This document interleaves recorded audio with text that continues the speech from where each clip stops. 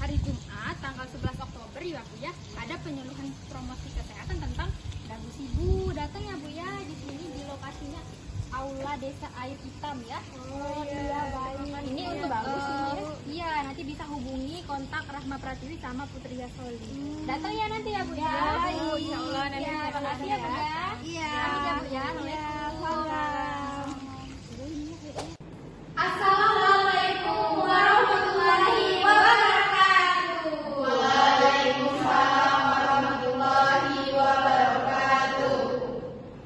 Bapak-bapak, ibu-ibu sekalian, bagaimana kabarnya pagi hari ini? Alhamdulillah baik. Alhamdulillah ya. Nah, untuk ibu-ibu nih pagi ini aktivitasnya udah ada apa aja? Maksudnya masak. Udah masak apa aja Bu? Apa aja yang dimasak? Masak ikan asin. Saya sambal tahu. Wah, kalau saya sih telur balado ya Bu. Kalau saya pagi memasak sama sambal belacan. Oh, wah, jadi lapar ya jadinya. Ini kalau Bapak ini aktivitasnya udah apa aja Pak di pagi ini Pak? Kalau saya biasanya Bu, Kenapa? sudah sarapan pagi tadi. Oh, Yang sarapan. paling masak oleh istri saya tercinta. Romantis sekali ya ternyata Bapak dan Ibu suami istri kan? Ya. Ya langsung aja tuh kita masuk. Baik, terima kasih Bapak-bapak Ibu-ibu sekalian yang telah hadir pada penyuluhan kesehatan hari ini dengan semangat dan antusiasnya yang luar biasa. Dan di sini kami ingin mengucapkan selamat datang kepada Ibu-ibu di acara penyuluhan dan sibu yang bertemakan solusi cerdas dalam penggunaan obat yang bertanggung jawab. Sebelum kita masuk ke materi penyuluhan pada pagi hari ini, ada baiknya kita perkenalan terlebih dahulu. Perkenalkan, saya Putri Yasoli, Bapak Ibu, kalian bisa panggil saya Bu Putri. Dan saya Rahma Pratiwi, Ibu dan Bapak bisa panggil saya Bu Rahma. Nah, di sini saya mau sedikit bertanya nih sama Bapak Ibu. Sebelumnya, Bapak atau Ibu sudah pernah mengkonsumsi obat-obatan atau belum? Bapak belum pernah menggunakan obat? Bapak tak pernah sakit ya, Pak? Pernah sih Bu, tapi sembuh sendiri tanpa minum obat. Oh, begitu. Kan Bapak kemarin belum Ibu kasih tahu ya? Iya, Bapak lupa. Walah, ternyata Bapaknya minum Panadol. Aduh, Bapak ini ya. Kalau Ibu Rania, Bu, Ibu pernah mengkonsumsi obat-obatan apa aja, Bu? Kalau saya kemarin sih Bu, waktu pas saya paling pusing, saya mengkonsumsi Gotrek. Terus pas saya lagi flu juga, saya pernah mengkonsumsi bisa flu Bu. Saya juga mau bertanya. Oh iya, Bu. Kalau ibunya pernah minum obat apa aja, Bu? Saya sih minum Gotrek. Kemarin anak saya demam, saya kasih Fit Formula 4 yang sering ada di iklan itu loh. Oh, ada di situ? Iya, saya juga pakai ini lanjut dong. Ini program iklan ya, ibu ya, Bu. Oh, jadi pada intinya semuanya sudah pernah menggunakan obat-obatan ya. Iya. Nah, saya juga mau bertanya lagi nih. Sebelumnya, Bapak dan Ibu, apakah sudah pernah mengenal istilah tentang dagu sibu belum? Belum. Dagu sibu apa Bu? Bukan, Bu. Dagu sibu. Yang singkatannya itu dari dapatkan, gunakan, simpan, dan buang selama kita menggunakan obat-obatan, Bu. Iya Bu, jadi dagu sibu itu bagaimana sih ibu-ibu atau bapak menggunakan obat-obat itu dengan cara yang benar? Misalkan gimana ibu dan bapak mendapatkan obat-obatan yang tadi sudah bapak dan ibu dapat jelaskan tadi yang sudah dikonsumsi atau anaknya konsumsi. Terus gunakan, simpan dan buang. Bagaimana sih bapak dan ibu itu menggunakan, menyimpan dan juga membuang obat-obatan yang sudah dikonsumsi tadi?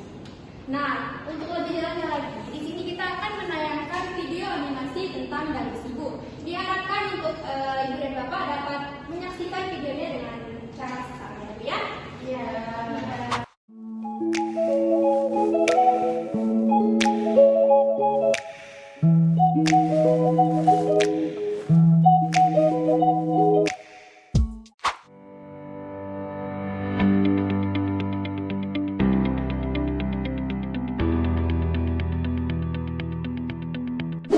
Dagu Sibu. Dapatkan, gunakan, simpan, dan buang obat dengan benar. Pertama, dapatkan. Dapatkan obat di tempat yang resmi, seperti apotik, toko obat berizin, klinik, puskesmas, dan rumah sakit. Penggolongan obat berdasarkan tanda pada kemasan dapat membantu kita untuk memperoleh obat di tempat yang resmi. Ada golongan obat bebas terbatas, obat keras, dan narkotika. Obat bebas memiliki tanda berupa lingkaran hijau dan dapat dibeli bebas tanpa resep dokter di apotik dan toko obat berizin. Kedua, obat bebas terbatas. Obat ini memiliki tanda berupa lingkaran biru dan dapat dibeli tanpa resep dokter dan disertai peringatan khusus dari P1 hingga P6. Ketiga, obat keras. Obat ini memiliki tanda berupa lingkaran berwarna merah dengan huruf K di dalamnya. Dan obat keras harus dibeli dengan resep dokter. Dan yang terakhir, narkotika. Obat narkotika ditandai dengan lingkaran yang di tengahnya terdapat tanda palang dan berwarna merah. Obat ini harus dibeli dengan resep dokter dan peredarannya sangat diawasi sehingga harus dilaporkan. Pada saat membeli obat, harus memperhatikan informasi pada brosur atau kemasan obat. Yang harus diperhatikan yang pertama, nama obat dan zat aktif. Kedua, logo obat. Ketiga, khasiat atau kegunaan. Keempat, efek samping yang mungkin terjadi. Kelima, nomor izin edar atau nomor registrasi dari Badan POM. Dan yang terakhir, tanggal kadaluarsanya. Kedua, gunakan. Gunakanlah obat sesuai dengan aturan penggunaannya.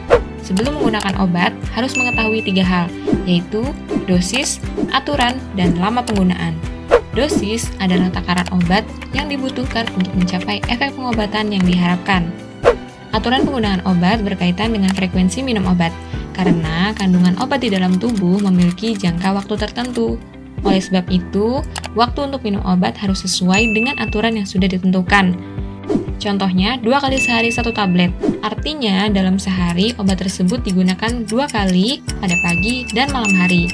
Dan setiap kali minum obat, diminum sebanyak 1 tablet. Lama penggunaan obat adalah waktu yang dibutuhkan untuk mencapai efek pengobatan yang diharapkan.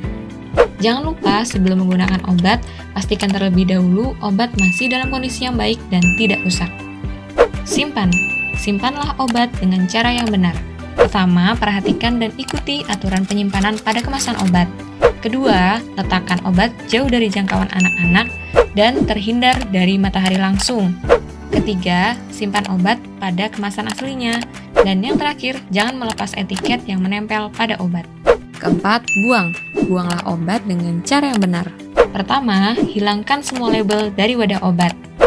Untuk obat tablet atau kapsul, sebelum dibuang harus dihancurkan terlebih dahulu dan dimasukkan ke dalam plastik dan dicampur dengan tanah, air, ataupun bahan kotor lainnya. Ketiga, untuk obat dalam bentuk cairan, buanglah isinya pada saluran pembuangan air. Dan yang terakhir, kemasan obat harus dirobek atau digunting terlebih dahulu sebelum dibuang. Jadi, agar obat dapat memberikan manfaat bagi tubuh dan keamanan bagi lingkungan, ingat selalu Dagu Sibu. Dan tidak lupa untuk selalu konsultasi dengan apoteker untuk mendapatkan obat yang aman dan berkualitas.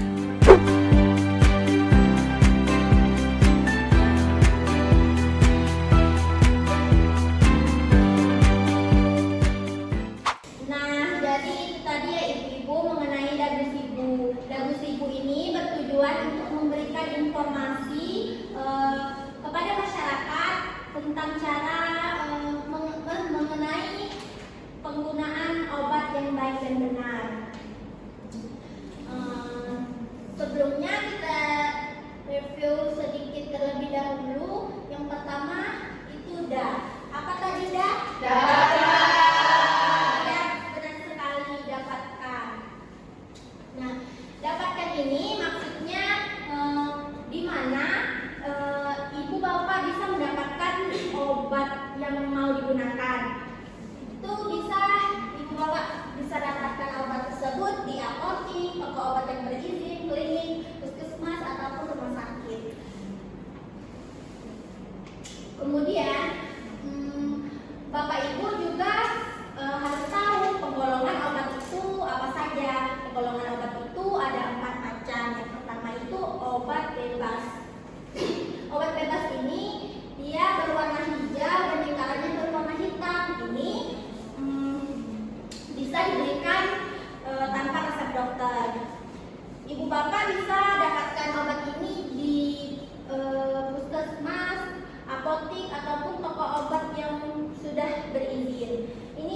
contohnya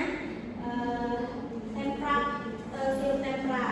Ini ada lingkarannya berwarna hitam dan hijau. Ada juga contohnya tadi yang disebut ibu bapak tadi, ada Mixagrip, Panadol, dan lain-lain. Kemudian obat bebas terbatas. Obat bebas terbatas ini logonya berwarna biru dan hitam.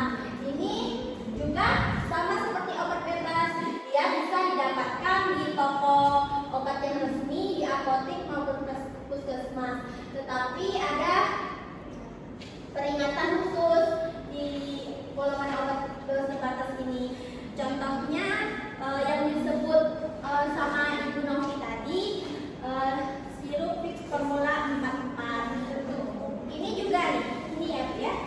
Ini OBH untuk anak. Ini warna biru dan lingkarannya berwarna hitam. Kemudian ada juga golongan obat keras.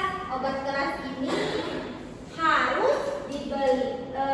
Kita untuk mendapatkan obat keras ini kita harus menggunakan resep dokter. Contohnya allopurinol. Nah, ini warnanya merah, logonya sininya ada K-nya, ada tanda K dan lingkarannya berwarna hitam. Kemudian ada obat narkotika. Obat narkotika ini ada palang merah yang di dalam lingkarannya ini. Ini juga sama seperti obat keras, harus digunakan sesuai dengan resep dokter. Berarti tetangga saya yang masuk penjara kemarin itu minum obat narkotika. Oh, begini ya, biar. Yang kemarin itu yang bertambah itu ya? Saya ada rumah dari masjid. Kenapa, Pak? Ya, baik. Nah, ini ya Bu. Kemudian informasi obatnya. Nih, kasih ke informasi obat biasanya ibu bapak bisa dapatkan dengan cara melihat brosur di dalamnya. Biasanya ada kertas putih seperti ini. Nah, ini dibaca ya Bapak Ibu. Ini, oh nggak ada ya. Nanti kalau beli obat ada buku kayak ini, dibaca ya. Ini biasanya ada dijelaskan aturan pakai atau dosisnya, efek sampingnya, sama indikasi. Ibu bapak tahu nggak indikasi itu apa? Apa dulu? Nah, indikasi itu biasanya kalau kita di kesehatan, indikasi itu adalah khasiat obat. Atau misalnya ibu bapak minum obat tempra tadi ada zat aktifnya. Ya kan ya Bu? Bawahnya ini ada paracetamol. Nah, itu zat aktifnya. Khasiatnya bisa dilihat ya. Ini menurunkan panas dan meredakan nyeri. Begitu Ibu Bapak. Nah, jangan lupa juga Bapak Ibu, kan obat bebas kan bisa disimpan ya setelah kita buka, tapi maksimalnya itu 1 bulan. Takutnya nanti nggak efektif lagi. Maksudnya nggak efektif itu nggak nanti khasiatnya itu berkurang gitu. Jangan lupa ya lihat expired date-nya atau tanggal kadaluarsanya. Karena nanti kalau nggak dilihat tiba-tiba udah kadaluarsa, nanti berbahaya bagi kesehatan tubuh kita. Itu tadi ya penjelasan dari dapatkan. Sekarang Bu, apa itu Bu? Gunakan. Ya, benar sekali,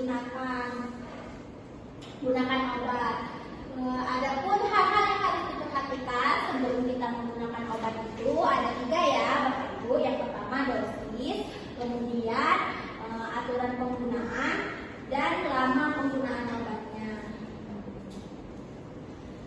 Terkait dengan dosis ini adalah takaran obat yang dibutuhkan untuk memenuhi untuk mencapai efek hati atau efek yang kita inginkan. Nah, biasanya ada kan yang disampaikan oleh orang apotik itu, biasanya kalau ibu bapak beli obat di apotik itu biasanya untuk dewasanya 3 kali sehari 1 tablet, untuk anak-anak 3 kali sehari setengah tablet. Itu yang disebut dengan dosis. Kemudian aturan penggunaannya, biasanya Bu, Pak, gunakan obat ini 3 kali sehari. Nah, itu disebut dengan waktu penggunaannya. Misalnya, ibu bapak menggunakan obat itu hari ini mulai jam 8 pagi.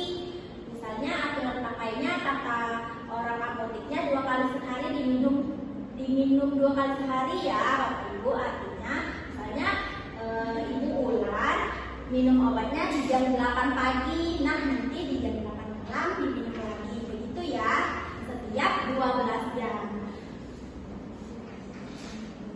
Kemudian lama penggunaannya, misalnya kalau kita beli obat di toko kelontong, di online shop, itu kan nggak bisa dapat informasi apa? Misalnya Ibu Rania nih beli obat keras di apotik, ada kan disampaikan misalnya Ibu Rania kalau udah sembuh sakitnya tidak usah digunakan lagi ya obatnya gitu. Nah, kalau kita belinya di online shop, di toko kelontong kan nggak ada informasi, nanti takutnya bisa menyebabkan efek yang tidak diinginkan, bahkan berbahaya untuk kesehatan kita gitu. Sebelum menggunakan obat, kita juga harus memastikan kondisinya baik dan tidak rusak. Nanti kalau ibu-ibu beli obat habis dari apotik terus dibuka di rumah, dilihat dulu. Nanti takutnya misalnya tabletnya sebenarnya itu berwarna putih, nanti pas dibuka kemasannya kok bisa warnanya coklat dan baunya itu tidak enak, tidak seperti obat biasanya asam baunya gitu. Itu jangan digunakan ya, itu artinya rusak begitu. Nah, tadi telah dijelaskan, dapatkan dan gunakan. Sekarang ada si. Apa itu si? Simpan. Ya, benar sekali. Simpan. Nah, saya mau bertanya kepada Bapak dan Ibu. Apakah Bapak dan Ibu sudah menyimpan obat-obatan dengan cara yang benar, dan apakah sudah tahu bagaimana cara menyimpan obat-obatan dengan benar? Sudah. Nah, kalau sudah tahu, saya mau bertanya nih sama Ibu yang di belakang, Ibu Novi. Ibu Novi menyimpan obatnya di mana, Bu? Saya menyimpan sirup derung anak saya si dan kulkas Ibu. Ya, Apakah ada instruksi dari apoteker atau TTK untuk menyimpan di kulkas, Bu? enggak ada sih Bu, saya menyimpan di kulkas agar tahan lama aja.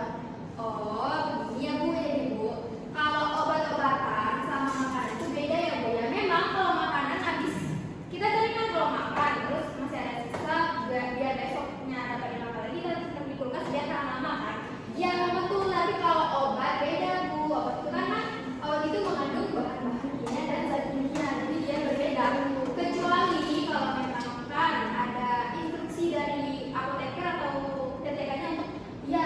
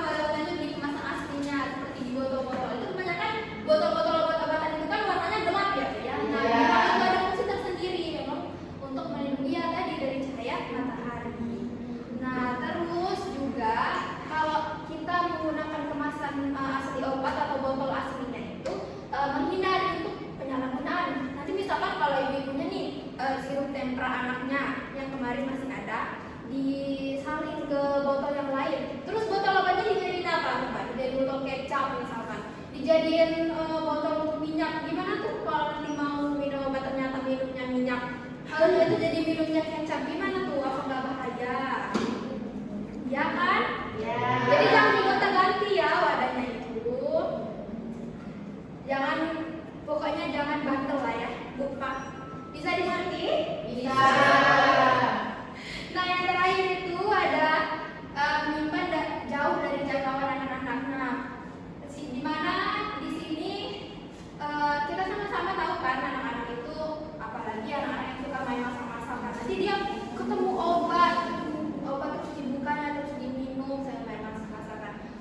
Di mana itu? Apakah bahaya? Siapa ini di sini anak-anaknya yang sering kayak gitu? Tunggu, anaknya Mbak Naswa pernah. Anaknya Mbak Naswa ya? Iya. Anaknya Bu Novi? Nggak pernah sih, Bu. Anak saya sih pintar-pintar aja. Oh, jadi pintar aja. Nah itu hati-hati ya kalau diawasi penyimpanan obat-obatannya. Bila perlu disimpan di lemari di tempat yang tinggi dan tidak terkena cahaya matahari. Oke, yang terakhir itu ada buah apa itu Bu? Buah. Buah apa nih? Buah obat. Buang sampah. Buah Buang obat. Nah sebelumnya saya mau tanya dulu nih sama Bulan. Bulan buang sampah, buang obatnya gimana Bulan? Hitung sampah. Di tong sampah ya Bu. Emang ada salah? Iya saya juga begitu Bu. Ya kan? Semuanya di sini begitu ya? Iya. Oh, jadi begini Ibu, Bapak. Kalau membuang obat itu sebenarnya nggak boleh sembarangan ya. Karena itu sebenarnya punya tata cara yang baik dan benar juga. Nah, apa aja tata caranya? Tentu saja untuk cara membuang obat baik dalam bentuk kesediaan cair dan padat itu berbeda. Nah, yang pertama untuk membuang obat dalam sediaan cair. Yang pertama itu kita harus membuang label di kemasan obat tersebut atau di botol tersebut. Kenapa? Tujuannya untuk melindungi data pribadi. Biasanya kan bisa nih ditulis misal 3 kali sehari atau ada ditulis nama kita tuh di obatnya, di etiketnya kan? Iya. Itu bisa aja kan untuk orang-orang mencuri data pribadi kita juga bisa disalahgunakan. Kenapa? Karena kalau misalkan kita buang obat nih, obatnya masih utuh, labelnya masih utuh, kemasan kayak gini yang masih utuh, bisa aja nanti kalau obatnya itu kan masih ada nih sisa di dalamnya. Misalnya bisa ditambahkan apa gitu sampai full kan nanti obatnya. Nah, nanti dijual lagi sama oknum yang tidak bertanggung jawab. Pasti ada Bu, Pak, orang-orang yang tidak bertanggung jawab yang berperilaku seperti itu. Nah, iya kalau nggak dijual lagi ke Bapak Ibu. Kalau dijualnya ke Bapak Ibu itu mana itu? Ya kan bahaya kan? Jadi itu penting pokoknya Bapak Ibu. Nah, terus yang pertama kan menghancurkan informasi-informasi di kemasan-kemasan obat atau wadah obat. Lalu untuk membuang isi sediaan dari sirup itu kita harus caranya itu buangnya di mana Bu? Sampah. Salah juga, nggak di tong sampah juga. Itu buangnya harus di saluran pembuangan seperti di kloset dan juga di wastafel. Iya.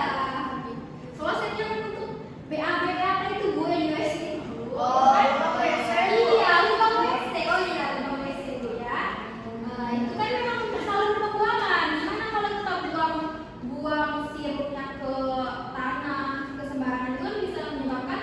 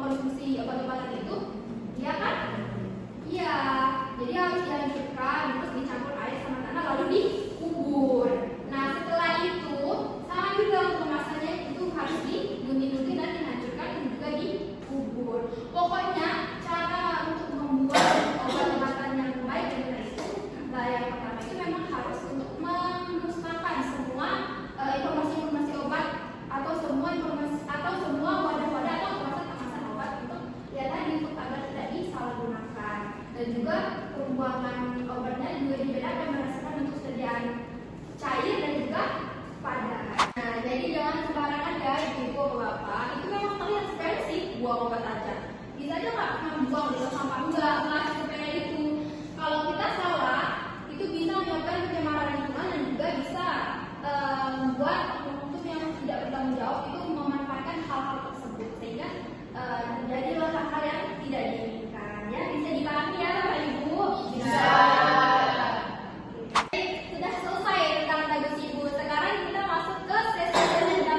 Untuk Bapak dan Ibu yang punya pertanyaan bisa ajukan tangannya. Saya Bu. Kita ke Bapak Nopal dulu ya.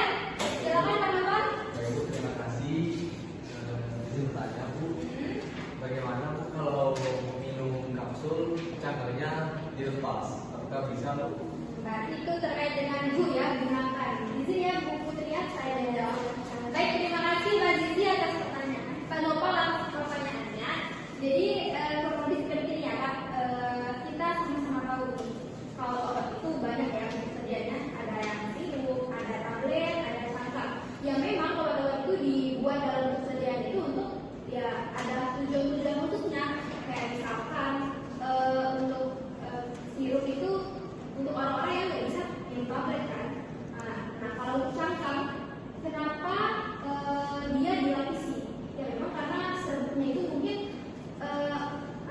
air dan bisa membuat iritasi pada tenggorokan kan. Nggak bisa juga kalau diminum tanpa dilapisi dengan cangkang kapsulnya. Makanya memang kapsul itu dirancang dengan tujuan isinya itu dilapisi agar tidak membuat efek lain yang tidak diinginkan sehingga bisa mencapai terapi yang diinginkan. Jadi untuk penggunaan obat cangkang kapsul yang dilepas obatnya dan cangkangnya dipisahkan itu nggak bisa karena mereka kan kesatuan. Saya sarankan itu jangan ya Pak ya. Bapak sudah pernah kayak gitu? Belum. Oh iya, jangan ya Pak ya. Ya bisa dipahami Pak. Ada lagi yang ingin bertanya? Saya. Baik, Ibu yang Ibu di bawah kita, Mbak kita itu. Berarti ya, ada dua. Itu yang paling Silakan Ibu tanya. ya Bu, izin bertanya. Kan biasanya obat tablet itu kan sering dibagi setengah atau dipotong setengah dan diberikan kepada anak-anak ya Bu ya. Nah, saya mau tanya Bu, apakah obat tablet yang setengah yang belum digunakan itu boleh diberikan kembali kepada anak-anak Bu? Baik, jawab ya Ibu Rahma ya. Jadi begini Bu, Ibu sudah pernah ya begitu? Enggak Bu. Nanti jangan lagi ya Bu ya. Nah, kalau kita mengecek tablet itu takutnya nanti misalnya kan paracetamol obatnya nih. Karena besar, karena dilihat dari sediaannya juga udah besar, otomatis dosisnya juga besar, begitu kan Bu? Nah, nanti potek itu setengahnya dikasih ke anak. Lebih baik saran saya jangan dilakukan lagi ya Bu ya, karena kita nggak tahu dosisnya. Nah, misalnya satu tabletnya itu 500 mg, nanti pas dipotek itu belum tentu setengah dari dosis 500 mg tadi. Nanti takutnya berbahaya untuk kesehatan tubuh anak ibu ya. Resikonya sangat berat. Itu lebih baik konsultasi langsung ke dokternya. Nanti dikasih puyer biasanya. Puyer itu dalam bentuk serbuk. Itu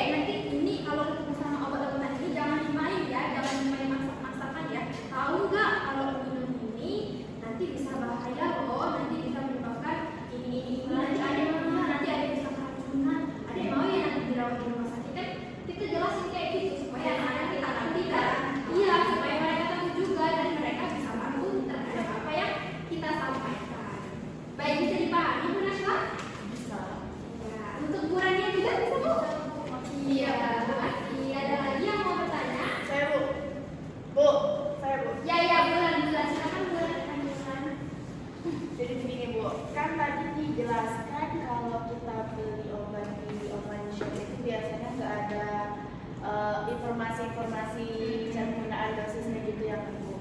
Nah, gimana sih Bu mengurangi kebiasaan beli obat di online shop gitu Bu? Soalnya kan saya suka jajan. Intinya bagaimana ya? Iya, benar sekali. Jadinya begini ya Bu, cara kita itu ya meningkatkan kesadaran kita tentang berbahayanya, gitu kan?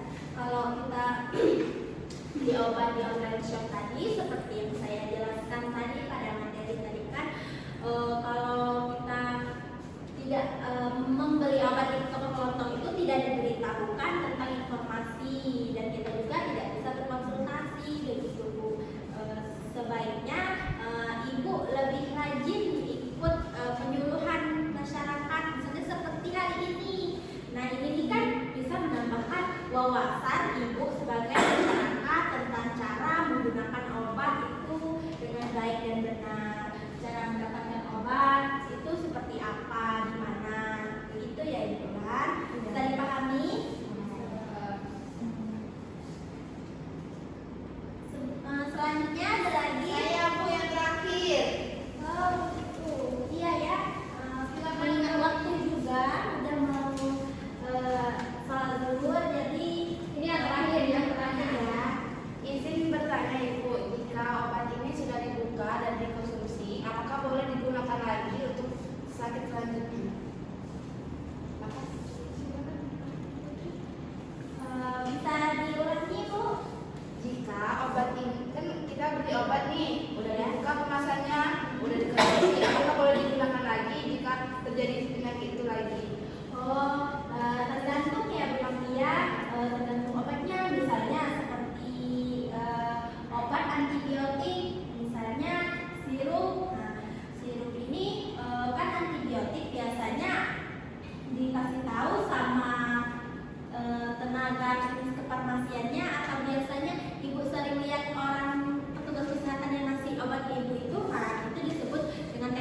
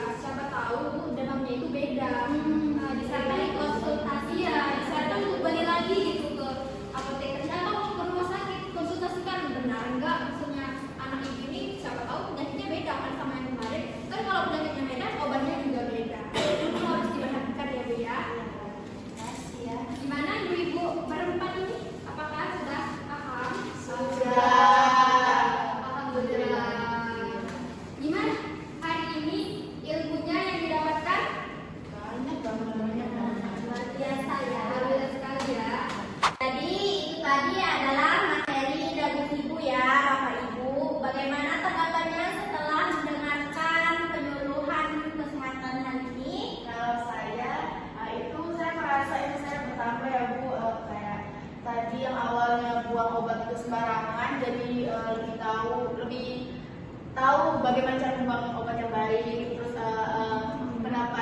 mendapatkan obat yang baik sama menyimpan obat yang baik juga. Saya juga merasa seru ya kehidupan hari ini gitu. Wah, luar biasa. Alhamdulillah ya. Benar sekali ya Bulan, saya juga merasanya seperti itu. Nah, di sini kan kita juga bisa nih sharing-sharing ke teman-teman di desa yang tidak ikut penyuluhan tentang dagu ibu ini. Bukan Bulan, Dagu Ibu ada